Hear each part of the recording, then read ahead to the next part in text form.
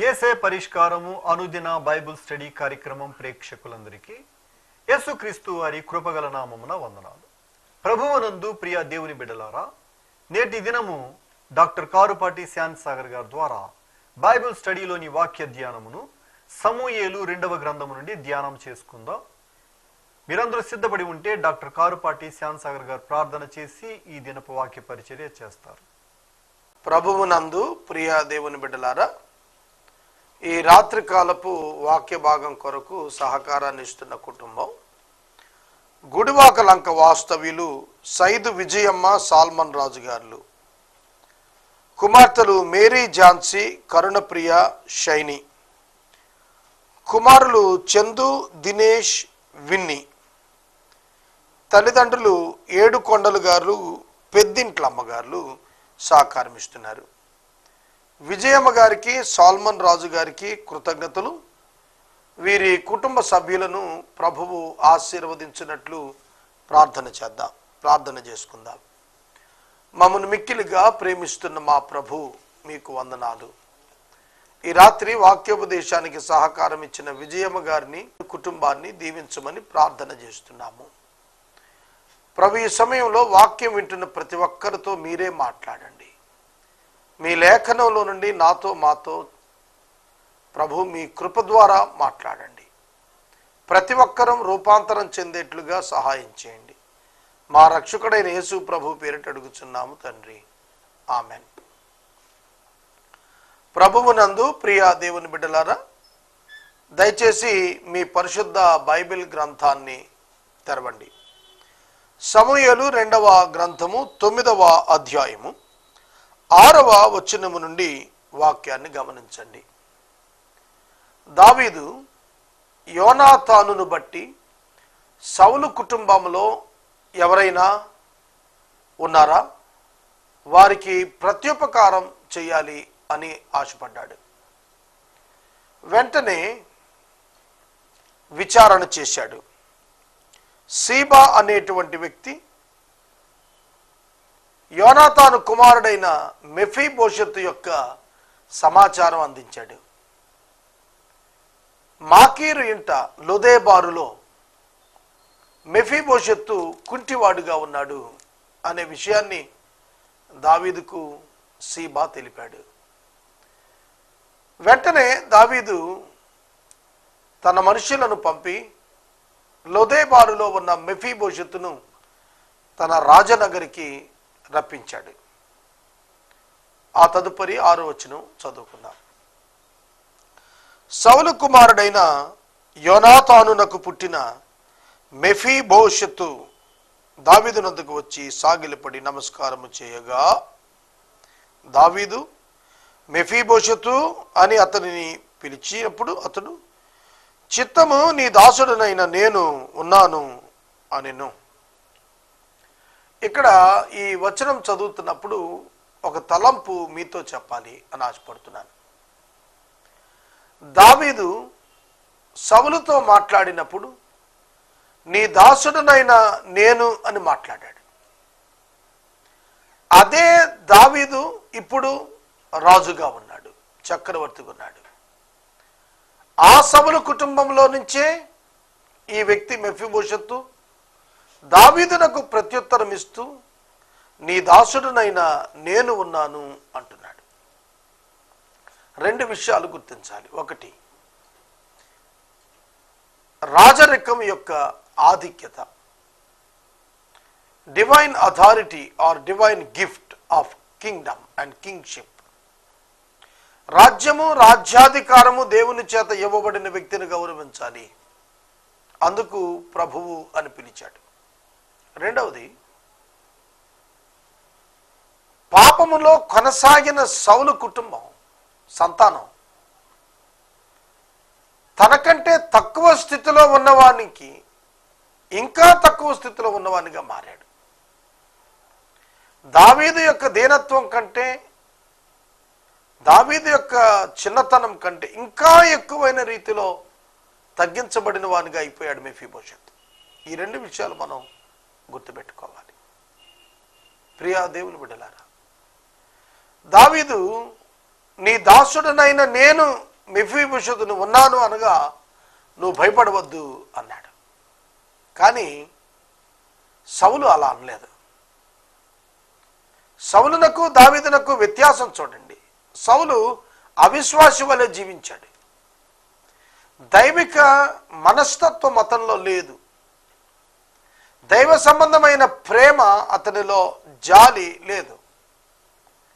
నేను చచ్చిన కుక్క వంటి వాడును, మిన్నల్లి వంటి వాడను, రాజా నీవెందుకు నన్ను తరుగుతున్నావు, నేను ఎంతటి వాడను అని బ్రతుకులాడుతుంటే జాలి చూపలేకపోయాడు, కరుణ చూపలేకపోయాడు. సౌలు అవిశ్వాసిగా కనిపించాడు. కానీ దావీదు శత్రువు కుటుంబంలో నుంచి తీసుకొని వచ్చి అతని యొక్క భోజనపు బలం మీద శత్రువు యొక్క సంతానాన్ని కూర్చోబెట్టుకోవటానికి ఇష్టపడ్డాడు. శత్రుశేషం ఉంచకూడదంటారు సాధారణంగా, కానీ దావీదు అలా భావించలేదు. యోనాతాను కుమారుడైన మెఫీబోషెతును తనకు శత్రువుగా భావించలేదు. ప్రియమైన దేవుని బిడ్డలారా, ఈ రాత్రి మనం ఎవరిని శత్రువులుగా భావించద్దు. అది క్రైస్తవ పరిపూర్ణత కాదు. It's not Christian maturity. క్రైస్తవ పరిపూర్ణత, పరిపక్వత శత్రువును ప్రేమించగలగటం, కీడు చేసిన వానికి మేలు చేయటం, దూషించిన వానికి బదులు పలకకపోవటం, హింసించిన వారిని దీవించటం, ఇవి క్రైస్తవ్యంలో సంపూర్ణమైన మెట్లు. దావీదు అట్టి ఉన్నతమైన ఆత్మీయ మెట్లో ఉన్నాడు. నీవు భయపడవద్దు, నీ తండ్రి అయిన యోనాతాను నిమిత్తం నిజంగా నేను నీకు ఉపకారం చూపి నీ పితరుడైన సౌలు భూమి అంతయు నీకు మరలా ఇప్పిస్తాను. సౌలు భూమి అంతయు నీకు మరలా ఇప్పించేస్తాను, మరియు నీవు సదాకాలము నా బల్ల యొద్దనే భోజనము చేయుదువు అని సెలవిచ్చాను. చూస్తున్నారా, స్వాస్థ్యాన్ని పోగొట్టుకోవటం అంటే ఎట్లా ఉంటుందో దావీదుకు తెలుసు. అలాంటి అనుభవం తన శత్రువు కుటుంబంలో ఉన్న వానికి రాకూడదని ఆలోచన చేశాడు. యోనాతానును బట్టి ప్రత్యుపకారం చూపి మరలా తిరిగి మెఫీబోషెతునకు ఒక ఉన్నతమైనటువంటి స్వాస్థ్యం యొక్క అనుభవాన్ని ఇవ్వటానికి దావీదు ఇష్టపడ్డాడు. ఆదామునందు మనం పోగొట్టుకున్న దానికంటే యేసుక్రీస్తు నందు అధికంగా పొందాం. సౌలు నందు పోగొట్టుకున్న దానికంటే దావీదునందు అధికంగా మెఫీబోషెతు పొందుతున్నాడు. సోదరుడా, సోదరి, సౌలును బట్టి మెఫీబోషెతు సింహాసనం దగ్గర పోగొట్టుకున్నాడు, రాజభవనాన్ని పోగొట్టుకున్నాడు. కానీ దావీదుని బట్టి తిరిగి స్వాస్థ్యాన్ని పొందుకున్నాడు, మరియు రాజభోజనం బల్ల మీద స్థానం పొందాడు. ఈ రాత్రి గుర్తెరగండి, ప్రేమ యొక్క శక్తి, ప్రత్యుపకారం చేయాలనేటువంటి ఉన్నతమైన సంస్కారంతో కూడిన గుణం ఉన్నతమైన కార్యాన్ని సాధిస్తుంది. సోదరుడా, సోదరి, హీన మనసుతో ఆలోచించకండి, ఇమ్మెచ్యూర్డ్గా తలంచకండి.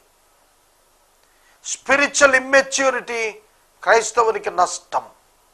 ఇది గుర్తుపెట్టుకోండి. మనం వాక్యం ప్రకారం నడుద్దాం. ఇతరులను విమర్శించటమో, ఇతరులను నాశనం చేయటానికి ఆలోచించటమో కూడని పని. అట్టిది చేయరాదు. ప్రియ దేవుని బిడ్డలారా, క్రైస్తవ జీవితం ఒక సవాలుతో కూడినటువంటిది.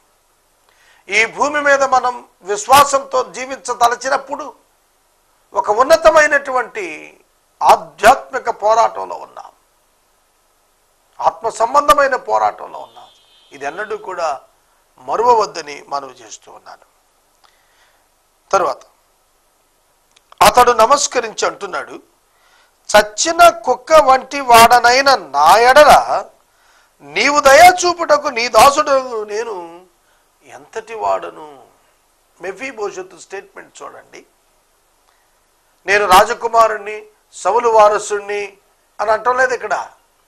చచ్చిన కుక్క వంటి వాడనైన నన్ను ఈ విధంగా నీవు ఆదరించటానికి, హెచ్చించటానికి, నీ బల్ల యొద్ద నేను భోజనముల కొరకు కూర్చుండటానికి, నీవు నా ఎడల దయ చూపించటానికి నేనెంతటి వాడను ఎంతటి వాడను? సోదరుడా, సోదరి, ఇదే ఉన్నతమైన మనస్సు. నేను ఎంతటి వాడను అనే మాట చెప్పేది ఎవరంటే నిజమైన విశ్వాసులు. నేనెంతో గొప్పవాడిని, నాకంటే ఎవరున్నారు అనేవాడు అవిశ్వాసి, పోగొట్టుకున్నవాడు, నష్టపోయినవాడు అన్నమాట. అయ్యో నేను ఎంతటి వాడినండి. అర్థమవుతుందా?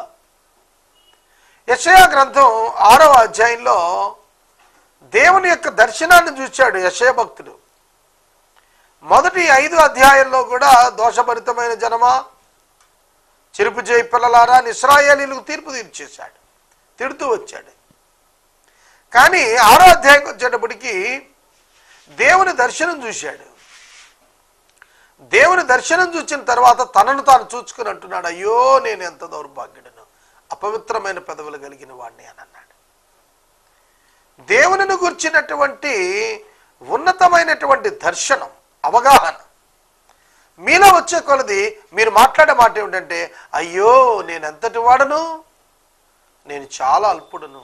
ఆఖరికి ఎంతగా తగ్గించుకున్నాడు మెఫీబోషెతు, చచ్చిన కుక్క వంటి వాడను అంటే ఎవ్వరికీ పనికి రాదు అని అర్థం. చచ్చిన కుక్క ఊరి బయట పారేస్తారు, ఆ దుర్గంధం భరింపరానిది ఉంటుంది, దాని ఛాయలకు ఎవరు వెళ్ళరు. అటువంటి దీనావస్థలో ఉన్న నన్ను జ్ఞాపకం చేసుకుంటున్నావయ్యా. చూడండి ప్రియ దేవుని బిడ్డలారా, అంతకంటే హీనమైనటువంటి పాపులమైన మనలను పరలోకంలో ఉన్న ప్రభు జ్ఞాపకం చేసుకొని నరావతారి లోకానికి వచ్చాడు. కనుక క్రీస్తు యొక్క ప్రేమ దావీదులో మనకు కనిపిస్తోంది. అప్పుడు రాజు సౌలు సేవకుడైన సీబాను పిలిపించి, సౌలుకు అతని కుటుంబానికి కలిగిన సొత్తంతటిని నీ యజమానుని కుమారునికి నేను ఇప్పించే ఉన్నాను. కాబట్టి నీవు, నీ కుమారులు, నీ దాసులు అతని కొరకు ఈ భూమిని సాగు చేయండి. నీ యజమానుని కుమారునికి భోజనకై ఆహారం కలిగేట్లు నీవు దాన్ని పంట తేవాలి. నీ యజమానుని కుమారుని మెఫీబోషెతు ఎల్లప్పుడూ నా భోజనం బల్ల యొద్దనే భోజనం చేయనని సెలవిచ్చాను. ఈ సీబాకు 15 మంది కుమారులు, 20 మంది దాసులు ఉండిరి. నా ఏలిన వాడకు రాజు తన దాసునికి ఇచ్చిన ఆజ్ఞంతటి చొప్పున నీ దాసుని నేను చేస్తానని సీబా రాజుతో చెప్పాను. మెఫీబోషెతు రాజకుమారులో ఒకడిగా రాజభోజనం రాజబల్ల మీద చేస్తున్నాడు. ఇక్కడ చూడండి, సీబాకు 15 మంది కుమారులు, 20 మంది దాసులు, 35 మంది ఉన్నారు వాళ్ళు, ఆ ఫ్యామిలీ. సీబాతో 36. వీరందరికీ నీ యొక్క యజమానుడైన కుమారుడైన మెఫీబోషెతు పెద్ద, అతడు ఇంపార్టెంట్, అతని ఆస్తి మీరు సాగు చేయాలి. యజమాన్యంలో మెఫీబోషెతుని పెట్టాడు, కౌలుదారులుగా సీబా కుమారుని పెట్టాడు. నీ యజమానుని యొక్క కుమారుని పోషించే బాధ్యత నీదే, అతను అభివృద్ధి చేసే బాధ్యత నీదేనయ్యా, నీకే ఇస్తున్నాను ఆజ్ఞ అని అంటున్నాడు. ఆ విధంగా చెప్పగానే సీబా అంటున్నాడు, నీవు రాజా నీ దాసుడునైన నాకు ఇచ్చిన ఆజ్ఞ అంతటి చొప్పున నేను చేస్తాను అని అన్నాడు. చూడండి, రాజుకి ఎంత గౌరవం, అతనంటే ఎంత భయభక్తులు. రాజా నీవు చెప్పావు, నేను చేస్తాను, అంతే. సోదరుడా, సోదరి, ఒక నిన్ను పరిపాలించే యజమాని నీకొకటి చెప్తే నువ్వు చేస్తావా? రాజా నీవు సెలవిచ్చావు, నేను చేస్తాను అన్నాడు సీబా. విధేయత కావాలి మనకు. పెద్దలు మనకు ఏమైనా చెబితే చేయటానికి దీన మనస్సు, విధేయత కావాలి. ఎవరైనా పని చెబితే దాన్ని పూర్తి చేయటానికి సంసిద్ధత కావాలి, విధేయత కావాలి. పెద్దలను గౌరవించాలి, అధికారాన్ని గౌరవించాలి. ఇవాళ చాలామంది అధికారాన్ని గౌరవించడం లేదు, ప్రశ్నిస్తున్నారు. నీ పైన అధికారులను ప్రశ్నించడానికి కాదు దేవుడు నిన్నుంచింది, అధికారులకు లోబడటానికి. చట్టపరంగా మనం ప్రభుత్వానికి లోబడాలి, కాన్స్టిట్యూషన్కు లోబడాలి. Constitution against the word of God వస్తే దేవుని వాక్యానికే లోబడాలి. అర్థం చేసుకుంటున్నారా? అందుకనే కాన్స్టిట్యూషన్ కూడాను మనకు రాసినప్పుడు లౌకిక రాజ్యాన్ని రాశారు. మన దేశం లౌకికవాదం కలిగినటువంటి దేశం. మత స్వేచ్ఛ ఉంది. ఎవరి మతాన్ని వాళ్ళు ఇష్టంగా హృదయపూర్వకంగా వెంబడించుకోవచ్చు, ప్రచారం చేసుకోవచ్చు. కాబట్టి మత స్వేచ్ఛ అనేటువంటిది ఈ లౌకిక దేశంలో మన కోసం అనుగ్రహించబడింది. నేను చెబుతున్న మాట అర్థమవుతుందా? ఇతరులను గాయపరిచేటట్లుగా కాదు, మన భక్తి మనం చేసుకోవచ్చు, మన మతం మనం అవలంబించవచ్చు, మన మతాన్ని మనం ప్రచారం చేసుకోవచ్చు చట్ట ప్రకారంగా, కానీ ఇతరులకు అభ్యంతరకరంగా కాదు. ఇతరులను కించపరిచేటట్లుగా ప్రవర్తించకూడదు. ఇక్కడ మనం చూద్దాం, సీబా నీ ఆజ్ఞ చొప్పున చేస్తానన్నాడు. గుర్తుపెట్టుకోండి, ఆయన ఆజ్ఞ ఏమిటి? నీ పైన యజమాని పెడుతున్నాను అన్నాడు. ఒప్పుకున్నాడు సీబా. ఇదిన మనం అట్లున్నామా? మీ పైన మరొక వ్యక్తిని పెట్టి అతనికి విధేయతతో ఉండు అని అంటే ఒప్పుకుంటారా? ఇవాళ చాలామంది అలా ఉండటానికి ఇష్టపడటం లేదు. విధేయతతో ఉంటే మనం తగ్గిపోతామేమో, విధేయత కనపరిస్తే మన మీద ఎక్కువగా వాళ్ళు భావిస్తారేమో అనే భావన మనుషుల్లో తిరుగుబాటుతనాన్ని ప్రోత్సహిస్తుంది. అది మంచి పద్ధతి కాదు. కాగా మెఫీబోషెతు రాజకుమారులలో ఒకడైనట్టుగా రాజు బల్ల వద్దనే భోజనం చేస్తున్నాడు. మెఫీబోషెతునకు ఒక చిన్న కుమారుడు ఉన్నాడు, వాడి పేరు మీకా. మరియు సీబా ఇంటిలో కాపురం ఉన్న వారందరూ మెఫీబోషెతునకు దాసులుగా ఉండిరి. It's wonderful statement. ఒక ఇంట తలదాచుకుని కుంటివాడుగా ఉండి ఒక దాసుని ఇంట తలదాచుకున్నటువంటి ఈ వ్యక్తి 35 మందికి యజమానుడైపోయాడు, బాస్ అయిపోయాడు, లీడర్ అయిపోయాడు. ప్రియమైన దేవుని బిడ్డలారా, God can change the things. దేవుడు పరిస్థితులను మారుస్తాడు. మునుపటి పరిస్థితులకు ఇప్పటి పరిస్థితులకు గొప్ప వ్యత్యాసం ఉండేటట్లు తీర్చిదిద్దగలిగిన వాడు దేవుడు అక్కడ మాత్రమే. ఈ రాత్రి ఈ విషయాన్ని మీరు గుర్తుపెట్టుకోవాలి. మెఫీబోషెతు ఇంట సీబా ఇంటి వారందరూ దాసులుగానే ఉన్నారు. దేవుడు అతనిని మరలా హెచ్చించాడు. అతనికి వారు దాసులు అయ్యారంటే అతని హోదా పెరిగింది. ప్రియమైన దేవుని బిడ్డలారా, దేవునిపై ఆధారపడినప్పుడు, దేవుని కృపకు పాత్రులమైనప్పుడు ఆయన మనలను తప్పక హెచ్చిస్తాడు. ఆయన హెచ్చించినప్పుడు మనకు ఘనత కలుగుతుంది. ఆయన హెచ్చించే వరకు ఓపిక పట్టాలి. మరి ఇష్టం వచ్చినట్లు ప్రవర్తించకూడదు. మెఫీబోషెతు యెరూషలేములో కాపురం ఉండి సదాకాలము రాజుబల్ల యొద్ద భోజనం చేస్తున్నాడు. అతని 2 కాళ్ళను కుంటివి. అతని కాళ్ళు 2 కుంటివి. అతని యొక్క అంగవైకల్యం దావీదు ఆటంకంగా భావించలేదు. ప్రియా దేవుని బిడ్డలారా, నీ బలహీనత, నీ ఫెయిల్యూర్, నీ వైఫల్యం దేవుడు నిన్ను హెచ్చించడానికి ఆటంకాలు కాదు. నీవు దేవుని ఎదుట సరిగా జీవించగలిగి ఆయన యుద్ధకు వచ్చి ఆయన ఆశ్రయించితే ఆయన నీకు ఉన్నత జీవితాన్ని అనుగ్రహించగలుగుతాడు. ఈ రాత్రి వాక్యం వింటున్న సహోదరుడా, సహోదరి, క్రీస్తు యొక్క ప్రేమను గుర్తెరగమని ప్రభువు పేరిట నేను మనవి చేస్తున్నాను. ప్రభువు మనలను కూడా ప్రేమిస్తున్నాడు. మనకు యోగ్యత లేదు, దాసుల గృహంలో ఉన్నాం మనం. ఐగుప్తులో అలనాడు వారు ఉన్నట్లుగా, ఇజ్రాయేలీలు ఉన్నట్లుగా పాపమనే దాసుల గృహంలో ఉన్నాం. అట్టి అపవాది యొక్క బలము కింద ఉన్నాం. మనలను విమోచించాడు, విడిపించాడు, పిలిపించాడు. ఇది ఆయన ఆలోచన. దావీదు ఆలోచన తప్ప మెఫీబోషెతు ఆలోచన కాదు. దావీదు నిర్ణయం తప్ప మెఫీబోషెతు నిర్ణయం కాదు. దావీదు చిత్తం కానీ మెఫీబోషెతు చిత్తం కాదు. ఇక్కడ దేవుడు కూడా అంతే. నీవు ఆయన ఏర్పరచుకోలేదు, ఆయన నిన్ను ఏర్పరచుకున్నాడు. నీవు ఆయన యుద్ధకు రాలేదు, ఆయన నీ యుద్ధకు వచ్చాడు. దావీదు మెఫీబోషెతునందుకు సేవకులు పంపి పిలిపించుకున్నాడు తన యుద్ధకు. కనుక తనంతట తాను దావీదు దగ్గరికి రాలేదు. దావీదే తనంతట తాను మెఫీబోషెతు దగ్గరికి వచ్చాడు. అలాగే ప్రభు కూడా తనంతట తాను నరుడుగా మన దగ్గరికి వచ్చాడు. ఈ సత్యాన్ని అర్థం చేసుకోండి. ఈ సత్యమును అర్థం చేసుకోండి. మన బలహీనతలను బట్టి ఆయన మనలను తృణీకరించలేదు. కానీ ఆయన అందరూ తృణీకరించారు శిలువ సందర్భంలో. కానీ ఆయన ఎవరిని తృణీకరించలేదు. ఆయన అందరి కొరకు ప్రార్థించాడు క్షమించమని. కానీ ఆయనను యెరూషలేము వాసులు అందరూ తృణీకరించారు. ఆయన మాకు అక్కర్లేదని శిక్షించమన్నాడు. ప్రజలు ఆయన శిక్షించమంటే ప్రజలను క్షమించమని ఆయన ప్రార్థన చేశాడు. ఈ రాత్రి వాక్యం వింటున్న ప్రియ దేవుని బిడ్డలారా, యేసుక్రీస్తు యొక్క మనసు మనం కలిగి ఉందాం. మనలను ఆయన ప్రేమకు వారసులుగా చేస్తున్నాడు. ఆయన కృప ద్వారా తన స్వాస్థ్యానికి వారసులుగా చేస్తున్నాడు. అటువంటి ప్రభువును మనం తప్పక మన జీవితాల్లో ఆరాధించే వారంగా ఉండాలి.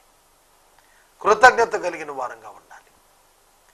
మన పరిస్థితులు ఆయన మార్చిన తరువాత ఆయనకు దూరం కాకూడదు. మన పరిస్థితులు ఆయన అభివృద్ధి చేసిన తరువాత మనం ఆయనకు దూరం కాకూడదు. చాలామంది దీవించబడుతున్నారు. దానికి తగిన రీతిగా దేవుని పట్ల సమాజం పట్ల స్పందన చూపలేకపోతున్నారు. అది చాలా విచారకరమైన అంశం.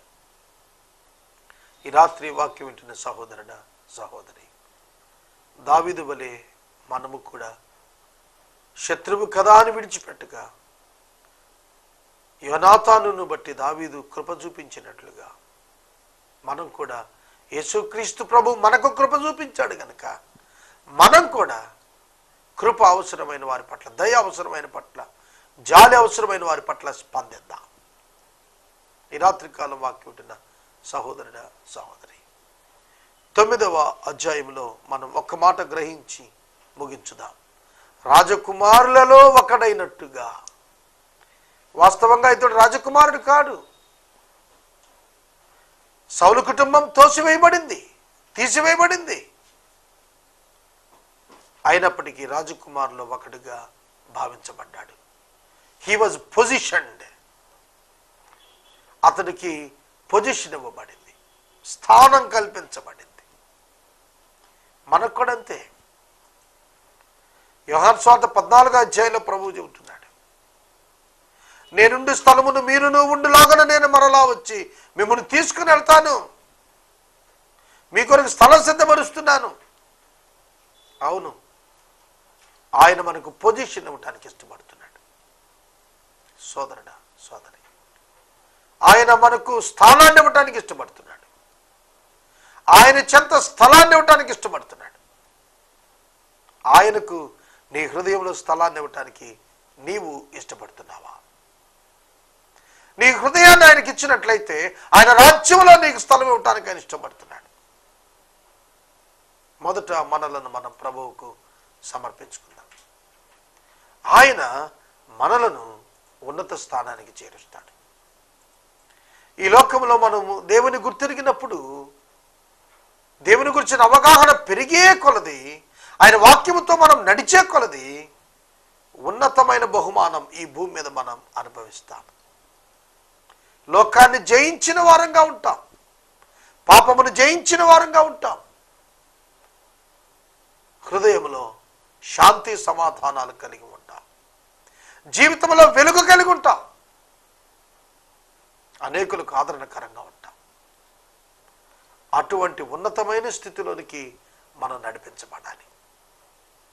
దానికి ఆధారం ఒక్కటే, ప్రభు అయిన యేసుక్రీస్తునందు విశ్వాసము ఉంచుటని ప్రభు పేట నేను మనవి చేస్తున్నాను. ఈ రాత్రి కాలం వాక్య భాగాన్ని నేను ముగిస్తూ ఉన్నాను. ఎపిసోడ్ సహకారం ఇచ్చినటువంటి కుటుంబం గుడివాకలంక వాస్తవ్యులు సైదు విజయమ్మ గారు, సాల్మన్ రాజు గారు, కుటుంబ సభ్యులు కుమార్తెలు మేరీ ఝాన్సీ, కరుణప్రియ, షైని, కుమారులు చందు, దినేష్, విన్ని, తల్లిదండ్రులు ఏడుకొండలు గారు, పెద్దింట్లమ్మ గారు. దేవుడు ఈ కుటుంబాన్ని దీవించి ఆశీర్వదించునుగాక. మనము ఇంతవరకు డాక్టర్ కారుపాటి శ్యామ్ సాగర్ గారి ద్వారా బైబిల్ స్టడీలోని వాక్య ధ్యానమును సమూయేలు 2వ గ్రంథము నుండి ధ్యానం చేసుకున్నాం. ఈ కార్యక్రమం ద్వారా మీరు పొందుకున్న ఆత్మీయ మేలులు ఒక ఉత్తరం ద్వారా మాకు తెలియచేయండి. మీ ప్రార్థనా మనవులు మాకు తెలియచేస్తే ఏసే పరిష్కారం కార్యాలయంలో ఏర్పాటు చేసిన ప్రత్యేక ప్రార్థనా శిబిరంలో మీ కొరకు ప్రార్థిస్తాం. మీ కుటుంబ పక్షముగా ఒక ఎపిసోడ్ ప్రసారం చేయాలనుకున్నారు మాకు తెలియజేస్తే మా సిబ్బంది మీ గృహాలను దర్శిస్తారు.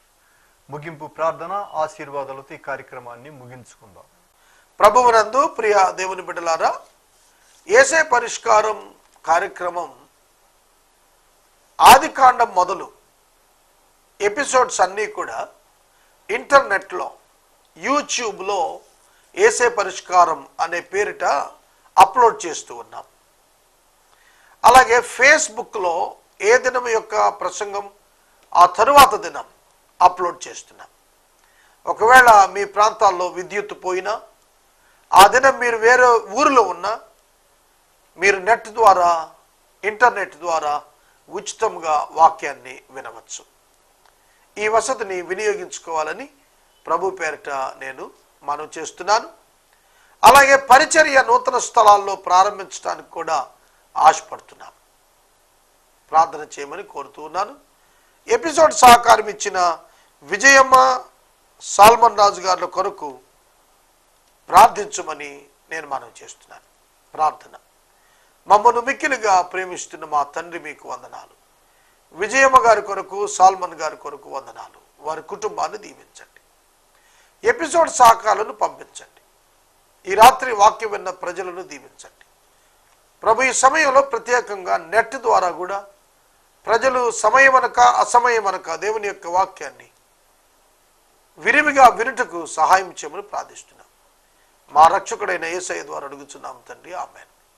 మన తండ్రి అయిన దేవుని ప్రేమ, కుమారుడైన యేసయ్య కృప, పరిశుద్ధాత్మ దేవుని యొక్క అన్యోన్య సహవాసం సదాకాలం మనందరికీ తోడై ఉండును గాక. ఆమేన్.